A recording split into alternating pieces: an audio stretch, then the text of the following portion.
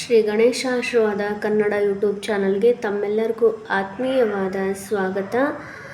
ಒಬ್ಬರು ಕ್ವಶನ್ ಕೇಳಿದರು, spiritual work ಮಾಡಿಲ್ಲ ಅಂದರೆ DM ಜೊತೆ ಯೂನಿಯನ್ ಆಗೋದಿಲ್ವಾ ಹೇಳಿ ಪ್ಲೀಸ್ ಅಂತ. ಆ ಒಂದು ಕಮೆಂಟ್ಗೆ ಇವತ್ತು ಆನ್ಸರ್ ಮಾಡ್ತಾ ಇದ್ದೀನಿ. ತುಂಬ ಜನ DMನನ್ನು ಬ್ಲ್ಯಾಕ್ ಮಾಡಿಬಿಟ್ಟಿದ್ದಾರೆ, ಏನು ಮಾಡಬೇಕು ಬ್ಲ್ಯಾಕ್ ಮಾಡಿದ್ದಾರೆ ಅಂತ ಕೇಳಿದರು. ಅದಕ್ಕೆ ನಾನು ಈಗಾಗಲೇ ಮೋಟಿವೇಶ್ನಲ್ ವಿಡಿಯೋ ಅಂತ ಆಲ್ರೆಡಿ ಬ್ಲ್ಯಾಕ್ ಮಾಡಿದರೆ ಯಾರಾದರೂ ನಮ್ಮನ್ನ ಏನು ಮಾಡಬೇಕು ಅನ್ನೋದನ್ನು ನಾನು ವಿಡಿಯೋ ಮಾಡಿ ಹಾಕಿದ್ದೀನಿ. ನೀವು ನೋಡಿಲ್ಲ ಅಂದರೆ ಪ್ಲೇಲಿಸ್ಟ್ಗೆ ಹೋಗಿ ಮೋಟಿವೇಶನಲ್ ವಿಡಿಯೋ ಅಂತ ನೀವು ಸರ್ಚ್ ಮಾಡಿದರೆ ಸಿಗುತ್ತೆ. ಪಾರ್ಟ್ 2 ಅಂತಿದೆ, ನೀವು ಅದನ್ನು ನೋಡ್ಬೋದು. ನೋಡಿ ನೆಕ್ಸ್ಟು ನೀವು ಸ್ಪಿರಿಚುವಲ್ ವರ್ಕ್ ಮಾಡಿಲ್ಲ ಅಂದರೆ DM ಜೊತೆಗೆ ಯೂನಿಯನ್ ಆಗೋದಿಲ್ವಾ, ಮಾಡಲೇಬೇಕಾ ಅಂತ ಕ್ವಶನ್ ಇತ್ತು. ಈ ಕ್ವಶನ್ ಹೆಂಗಿದೆ ಅಂದರೆ, ಯಾರು ಈ ಕ್ವಶನ್ ಕೇಳಿದರೆ ಊಟ ಮಾಡಲೇಬೇಕಾ, ಮಾಡದೇ ಇದ್ದರೆ ನಡೆಯೋದಿಲ್ವಾ, ದುಡಿದೇ ಇದ್ದರೆ ನಡೆಯೋದಿಲ್ವಾ, ನೀರು ಕುಡಿಲೇಬೇಕಾ, ಕುಡಿದೇ ಇದ್ದರೆ ನಡೆಯೋದಿಲ್ವಾ ಅಂತ ಕೇಳಿದಂಗಾಯ್ತು ಈ ಕ್ವಶನು.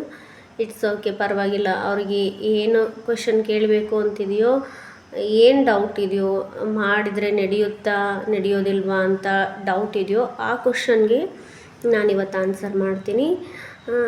ನೋಡಿ, ನಾನು ಆವಾಗಲೇ ಹೇಳ್ದಂಗೆ, ನಾವು ಬದುಕಬೇಕು ಅಂದರೆ, ಜೀವನ ಮಾಡಬೇಕು ಅಂದರೆ, ನಾವು ಬದುಕಬೇಕು ಅಂದರೆ, ಆರೋಗ್ಯವಾಗಿರಬೇಕು ಅಂದರೆ ನಾವು ಊಟನೂ ಮಾಡಬೇಕು, ನೀರು ಕುಡಿಬೇಕು. ನೀರು ಜೀವಜಲ, ಊಟ ನಮ್ಮ ದೇಹಕ್ಕೆ ಒಂದು ಬೇಕಾಗಿರುವಂಥ ಪೋಷಕಾಂಶಗಳನ್ನು ನೀಡುತ್ತೆ, ಶಕ್ತಿಯನ್ನು ಕೊಡುತ್ತೆ, ಪ್ರಾಣ ಶಕ್ತಿಯನ್ನು ಕೊಡುತ್ತೆ. ಅದಕ್ಕೋಸ್ಕರ ನಾವು ಊಟ ಮಾಡಲೇಬೇಕು. ನೀರಿಲ್ಲದೆ ಇದ್ದರೆ ಬದುಕೋಕ್ಕಾಗಲ್ಲ, ನೀರು ಕುಡಿಲೇಬೇಕು. ಉಸಿರಾಡೋಕ್ಕೆ ಗಾಳಿನೂ ಬೇಕು, ನಾವು ಉಸಿರಾಡಲೇಬೇಕು. ಆಮ್ಲಜನಕವನ್ನು ಸ್ವೀಕಾರ ಮಾಡಬೇಕು, ಇಂಗಾಲದ ಡೈಆಕ್ಸೈಡ್ನ ನಾವು ಹೊರಗಡೆ ಹಾಕಲೇಬೇಕು. ಅದೇ ರೀತಿ ಟ್ವಿನ್ ಫ್ಲೇಮ್ ಜರ್ನಿನಲ್ಲಿ ಭೂಮಿಗೆ ಬಂದಿರೋ ಒಂದು ಕಾರಣ, ಈ ಟ್ವಿನ್ ಫ್ಲೇಮ್ ಜರ್ನಿನಲ್ಲಿ ಯಾರಿದ್ದಾರೋ ಅವರು ಭೂಮಿಗೆ ಬಂದಿರೋ ಕಾರಣ ಏನು ಅಂದರೆ, ಒಂದು ಆತ್ಮ ಉದ್ದೇಶ ಇದೆ, ಏನೋ ಒಂದು ಅವರ ಒಂದು ಆತ್ಮ ಉದ್ದೇಶ ಇದೆ. ಅದನ್ನು ಭಗವಂತನಿಗೆ ಮಾತು ಕೊಟ್ಟು ಈ ಭೂಮಿ ಮೇಲೆ ಬಂದಿರೋ ಕಾರಣ, ಆ ಒಂದು ಸ್ಪಿರಿಚುವಲ್ ಭಗವಂತನಿಗೆ ಮಾತು ಕೊಟ್ಟಿರೋ ಆತ್ಮ ಉದ್ದೇಶ ಏನಿದೆ ಅದನ್ನು ಮಾಡಬೇಕು ಅಂದರೆ ನಾವು ಸ್ಟೇಬಲ್ ಆಗಬೇಕು, ಸ್ಟ್ರಾಂಗ್ ಆಗಬೇಕು, ನಾವು ಗಟ್ಟಿಮುಟ್ಟಾಗಬೇಕು, ಶಕ್ತಿಶಾಲಿಗಳಾಗಬೇಕು, ಆರೋಗ್ಯವಂತರಾಗಬೇಕು, ಮತ್ತು ಒಂದು ಒಳ್ಳೆ ಪೊಸಿಷನ್ನಲ್ಲಿರಬೇಕು, ಮತ್ತು ನಾವು ರಿಚ್ ಪೀಪಲ್ ಆಗಬೇಕು. ಯಾಕೆ ಅಂದರೆ ಬೇರೆಯವ್ರಿಗೆ ಸಹಾಯ ಮಾಡಬೇಕು ಅನ್ನೋ ಒಂದು ಮನಸ್ಥಿತಿ ಬರಬೇಕು ಅಂದರೆ ನಾವು ಸ್ಟ್ರಾಂಗ್ ಆಗಬೇಕು ಅಂದರೆ ಏನು ಮಾಡಬೇಕು, ಅದಕ್ಕೆ ತಕ್ಕಂಥ ಒಂದು ಮಾರ್ಗವನ್ನು ನಾವು ಕಂಡುಹಿಡ್ಕೋಬೇಕು. ಆ ಮಾರ್ಗದಲ್ಲಿ ಬೇಕಾಗಿರುವಂಥ ನಮ್ಮ ಮೆಟೀರಿಯಲ್ ಲೈಫ್ಗೆ ಏನು ಬೇಕು ಅದನ್ನು ನಾವು ಪೂರೈಕೆ ಮಾಡ್ಕೋಬೇಕಾಗತ್ತೆ. ಅದನ್ನು ಮಾಡಬೇಕು ಅಂದರೆ ನಾವು ಸ್ಪಿರಿಚುವಲ್ ವರ್ಕ್ ಮಾಡಲೇಬೇಕು. ನೀವೇನು ಮಾಡಬೇಕು, ಸ್ಪಿರಿಚುವಲ್ ವರ್ಕ್ ಮಾಡಲೇಬೇಕು. ಸ್ಪಿರಿಚುವಲ್ ವರ್ಕ್ ಯಾಕೆ ಮಾಡಬೇಕು ಅನ್ನೋದನ್ನು ಹೇಳ್ತೀನಿ ನೋಡಿ.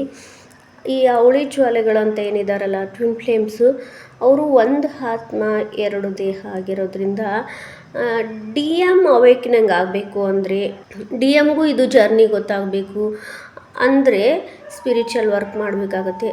ಅವರು ಅವೇಕ್ನಿಂಗ್ ಆಗಬೇಕು ಅಂದರೆ ಮಾಡಿದಂಥ ಪಾಪಕರ್ಮಗಳು, ಇಬ್ಬರು ಪಾಪಕರ್ಮಗಳು, DF ಆ್ಯಂಡ್ DMನ ಪಾಪಕರ್ಮಗಳು ಏನಿದಾವು ಅದನ್ನೆಲ್ಲ ಕಳ್ಕೋಬೇಕು ಅಂದರೆ ವರ್ಕ್ ಮಾಡಲೇಬೇಕು. ಇನ್ನರ್ ವರ್ಕ್, ಸ್ಪಿರಿಚುವಲ್ ವರ್ಕ್ ಮಾಡಲೇಬೇಕು. ಯಾಕಂದರೆ ಬೇಗ ನೀವು ಮುಂದೆ ಹೋಗೋದಕ್ಕೆ ಸಾಧ್ಯ. ಸ್ಪಿರಿಚುವಲ್ ವರ್ಕ್ ಮಾಡೋದ್ರಿಂದ ಮುಂದೆ ಹೋಗ್ತೀರಿ, ಇಲ್ಲ ಅಂದರೆ ನೀವು ಅಲ್ಲೇ ಸ್ಟಕ್ ಆಗಿಬಿಡ್ತೀರಿ. ಎಕ್ಸಾಂಪಲ್ ಮೂಲಕ ಇದನ್ನು ತಿಳಿಸ್ತೀನಿ ನಿಮಗೆ. ಯಾವುದೋ ಒಂದು ಊರಿಗೆ ಹೋಗಬೇಕಾಗಿರುತ್ತೆ, ನೀವು ಯಾವುದೋ ಒಂದು ಪ್ರವಾಸ ಸ್ಥಳಕ್ಕೆ ಹೋಗಬೇಕಾಗಿರುತ್ತೋ, ಅಥವಾ ದೇವಸ್ಥಾನಕ್ಕೆ ಹೋಗಬೇಕಾಗಿರುತ್ತೋ, ಏನೋ ಒಂದು ಇಂಪಾರ್ಟೆಂಟ್ ಕೆಲಸ ಇದೆ, ಅಲ್ಲಿಗೆ ಹೋಗಬೇಕು, ನೀವು ರೀಚ್ ಆಗಬೇಕು. ನೀವು ಎಷ್ಟು ಗಂಟೆಗೆ ರೀಚ್ ಆಗಬೇಕು ಅಂದ್ಕೊಂಡಿದ್ರೋ ಅದು ನಿಮಗೆ ಬಿಟ್ಟಿದ್ದು. ಅದೇ ರೀತಿ ಈ ಟ್ವಿನ್ ಫ್ಲೇಮ್ ಜರ್ನಿನಲ್ಲೂ ಕೂಡ ಬೇಗ ಯೂನಿಯನ್ ಆಗಬೇಕು ಅನ್ನೋದು ಅದು ನಿಮಗೆ ಬಿಟ್ಟಿದ್ದು. ನೀವು ಬೇಗ ರೀಚ್ ಆಗಬೇಕು ಅಂದರೆ ಅಲ್ಲಿಗೆ ಹೋಗಬೇಕಾಗುತ್ತೆ. ಅಲ್ಲಿಗೆ ಹೋಗುವಂಥ ದಾರಿಯ ದೂರ ಎಷ್ಟಿದೆಯೋ, ಎಷ್ಟು ಕಿಲೋಮೀಟರ್ ಇದೆಯೋ, ಅಲ್ಲಿಗೆ ಬೇಗ ಹೋಗೋದಕ್ಕೆ ನೀವು ಬಸ್ಸಿನ ಟೈಮ್ನ ನೋಡ್ಕೋಬೇಕಾಗುತ್ತೆ. ಬಸ್ಸಿಗೆ ಹೋಗೋದಾದರೆ ಬಸ್ಸಿನ ಟೈಮ್ನ ನೋಡ್ಕೋಬೇಕಾಗುತ್ತೆ.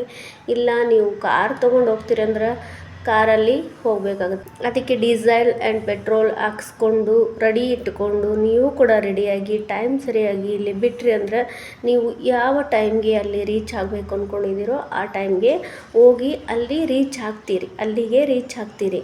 ಅದೇ ರೀತಿ ನೀವು ಬೇಗ ರಿಯೂನಿಯನ್ ಆಗಬೇಕು, ಯೂನಿಯನ್ನ ಹೊಂದಬೇಕು, DM ಜೊತೆಗೆ ಹಾರ್ಮೋನಿಯಸ್ ಯೂನಿಯನ್ನ ಹೊಂದಬೇಕು.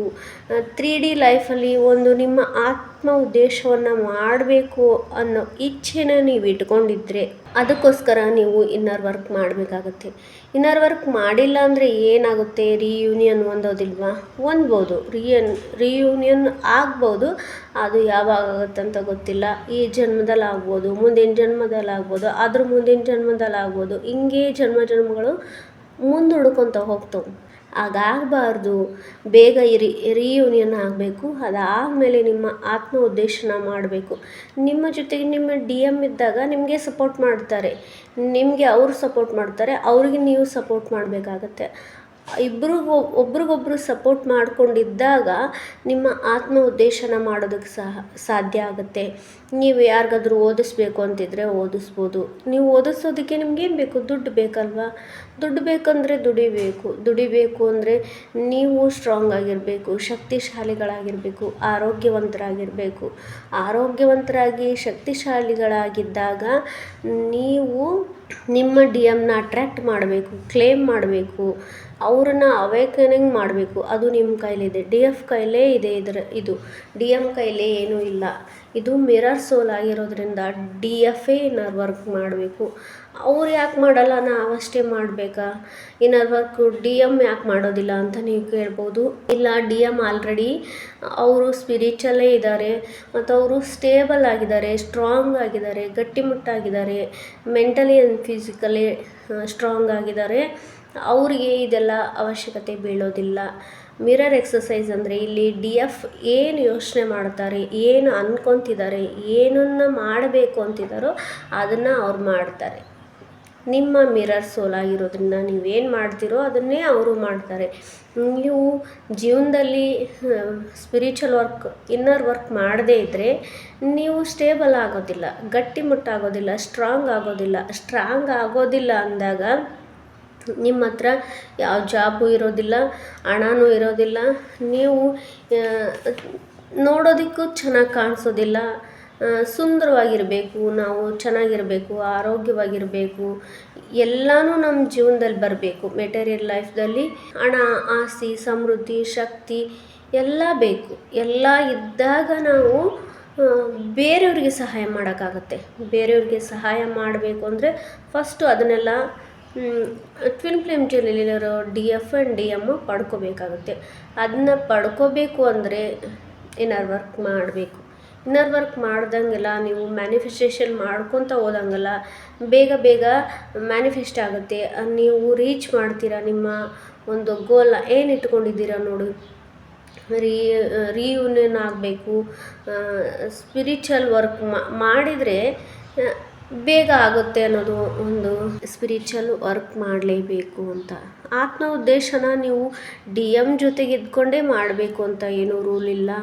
ನೀವು ಇವಾಗಿಂದನೂ ಸ್ಟಾರ್ಟ್ ಮಾಡ್ಬೋದು ನಿಮ್ಮ ಒಂದು ಕೆಲಸವನ್ನು. ನೀವು ಹಳ್ಳಿಲಿದ್ದೀರಾ ಅಥವಾ ಸಿಟಿಲಿದ್ದೀರಾ, ಎಲ್ಲಾದರೂ ಇರಿ, ನೀವು ಓದದೇ ಇದ್ದರೂ ಏನೇ ನೀವು ಅಲ್ಪ ಸ್ವಲ್ಪನಾದರೂ ದುಡಿಮೆ ಮಾಡಬೇಕಾಗುತ್ತೆ. ಓದಿಲ್ಲ ಅಂದರೂ ಪರವಾಗಿಲ್ಲ, ನಿಮಗೆ ಏನು ಕಸುಬು ಗೊತ್ತಿದೆಯೋ, ಏನು ಹೊಲಿಗೆ ಕ್ಲಾಸ್ ಗೊತ್ತಿದೆಯೋ, ಏನಾದರೂ ನಿಮಗೆ ಬರಲಿ, ಅದ್ರ ಮೂಲಕ ನೀವು ಸ್ವಲ್ಪ ಹಣನ ಸಂಪಾದನೆ ಮಾಡಬೇಕಾಗುತ್ತೆ. ನಿಮ್ಮ ಒಂದು ಒಳಗಿರುವಂಥ DF ಆ್ಯಂಡ್ DMನ ಶಿವಶಕ್ತಿನ ಒಂದು ಇನ್ ಆ್ಯಂಡ್ ಹ್ಯಾಂಗ್ನ ನೀವು ಬ್ಯಾಲೆನ್ಸ್ ಮಾಡಬೇಕಾಗುತ್ತೆ. ಗಂಡು ಮಕ್ಕಳು ದುಡಿದು ಹೇಗೆ ಜೀವನ ಸಾಗಿಸ್ತಾರೋ, ಸ್ಟ್ರಾಂಗ್ ಆಗಿರ್ತಾರೋ, ಹಾಗೆ DF ಕೂಡ ಸ್ಟ್ರಾಂಗ್ ಅನ್ನೋದನ್ನು ನೀವು ತೋರಿಸ್ಬೇಕಾಗುತ್ತೆ. ನಿಮ್ಮ ಒಂದು ರಿಯೂನಿಯನ್ಗೆ ನೀವು ಹತ್ರ ಆಗ್ತೀರಾ.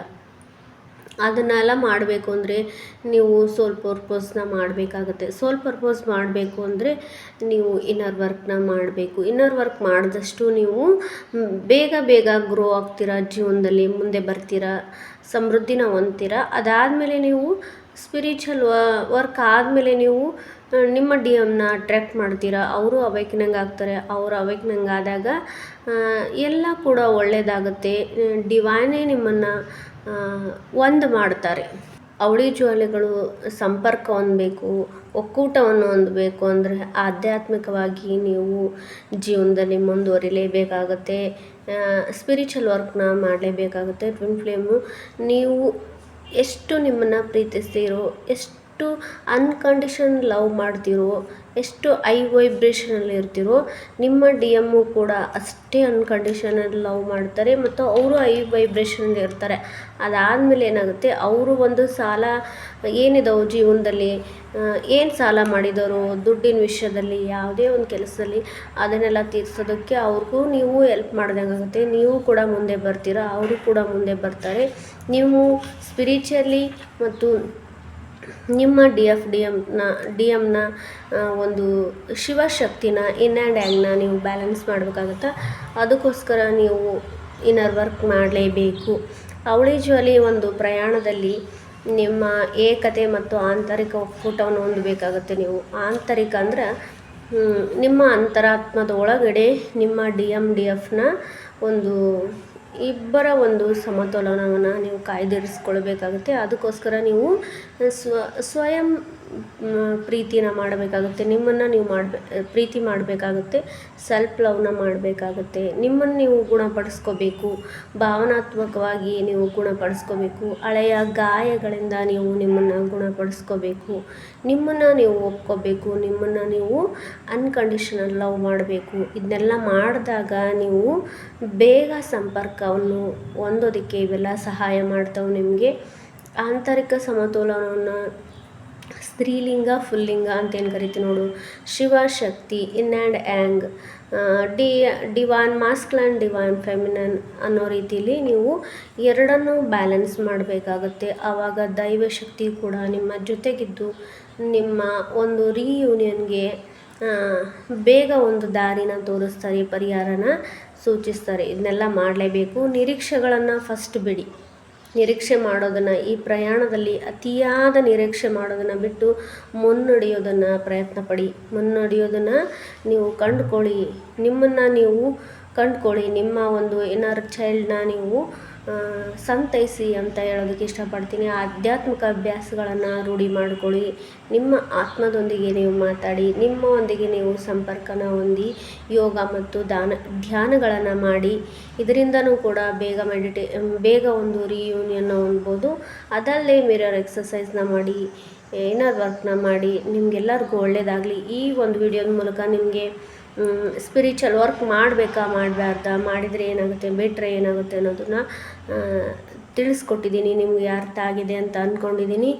ಈ ವಿಡಿಯೋನ ಅವಶ್ಯಕತೆ ಯಾರಿಗಿದೆ ಅವ್ರಿಗೆ ಶೇರ್ ಮಾಡಿ. ನನ್ನ ಈ ವಿಡಿಯೋ ಇಷ್ಟ ಆಗಿದ್ದರೆ ಲೈಕ್ ಮಾಡಿ. ನಿಮ್ಮ ಅನಿಸಿಕೆ ಅಭಿಪ್ರಾಯಗಳನ್ನು ಕಮೆಂಟ್ ಮೂಲಕ ತಿಳಿಸಿ. ನನ್ನ ಚಾನಲ್ ಯಾರೆಲ್ಲ ಸಬ್ಸ್ಕ್ರೈಬ್ ಮಾಡದೆ ಹಾಗೆ ವಿಡಿಯೋನ ನೋಡ್ತಾ ಇದ್ದೀರಾ, ದಯವಿಟ್ಟು ಸಬ್ಸ್ಕ್ರೈಬ್ ಮಾಡಿ. ಸಿಗೋಣ ಮತ್ತೊಂದು ವಿಡಿಯೋದಲ್ಲಿ. ಹೃದಯಪೂರ್ವಕ ಧನ್ಯವಾದಗಳು.